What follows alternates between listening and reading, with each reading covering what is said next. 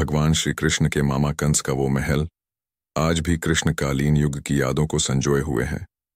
यमुना किनारे उत्तरी दिशा में बना कंस किला आज भी अपने आप में कई रात दबाए हुए है। कृष्ण के मामा कंस इसी किले में अपनी सभा किया करते थे। बताया ये भी जाता है कि कंस युद्ध में फतह कैसे की जाए, उसकी रणनीति भी इसी किले में किया करता था। कंस का शस्त्रागार भी इसी किले में मौजूद था। पौराणिक कथाओं के अनुसार मथुरा का राजा और भगवान श्री कृष्ण के मामा कंस का अत्याचार लगातार बरक रहा था। ऐसे में कंस के अत्याचारों से परेशान मथुरावासियों ने श्री कृष्ण को पुकारा और फिर कृष्ण ने अवतार लेकर मामा कंस का वध कर ब्रजवासियों को उसके अत्याचारों से मुक्त कराया।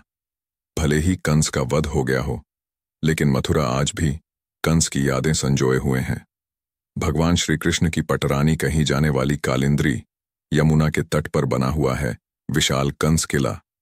ये इतना विशाल है कि एक जमाने में कंस के सैनिक इसी से मथुरा पर नजर रखा करते थे। बताया गया है कि कंस यहीं रहकर पूरे साम्राज्य पर नजर रखता था।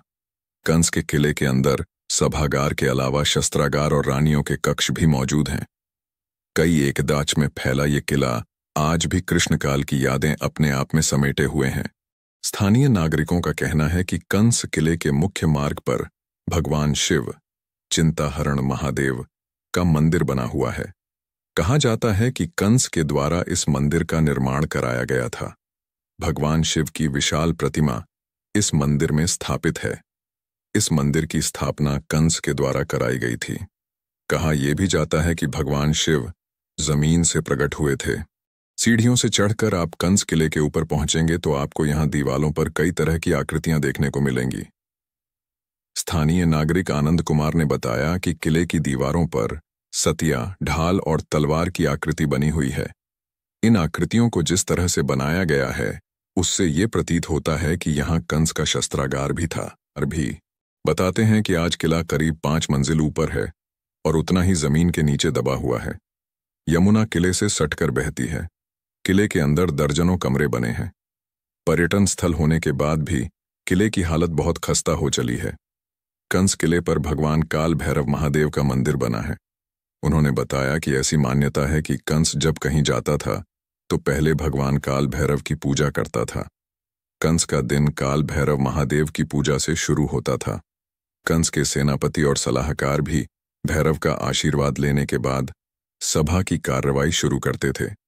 मान्यता के मुताबिक कंस जब किसी राज्य में युद्ध करने के लिए जाता था तो उससे पहले अपने इसी किले में अपने सेनापति और सलाहकारों से युद्ध फतह की रणनीति तैयार करते था।